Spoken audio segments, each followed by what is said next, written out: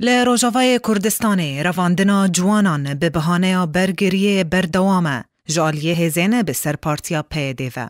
بشتی گوهات راگاندن به داوی بونا مولتاج با تومار کرنا ناوان ایدی هزینه آسایشا پیده لسر ریگران دست بگرتنا خورتان دکن ین تمن وان دناف بره 18 تا 30 سالی ده. روژا سشم آبوری لباجار قامشلو. بدهان جوان هاتن گرتن والگور چالکوانان گواسایشا به سر پیده و نیزیکی 150 خورتان گرتن. وان برن ناوندین لشکریان نچاری بگو مالباتن وان جی آگدار بکن.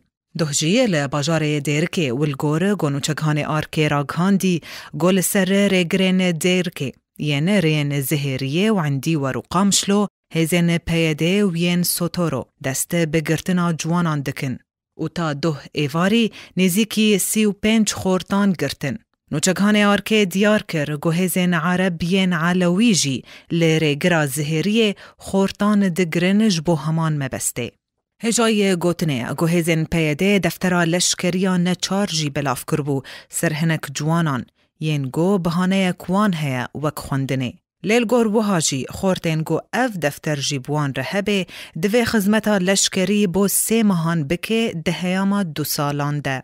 تزانین گو گرتنا جوانان ته دهمان دمیل دارخستنا جوینن لی وگرا سیاسی لباجار قامشلو دناو برا هر دو آلیان ده. انجمن اجتماعی کرد سوریه و تفدمی.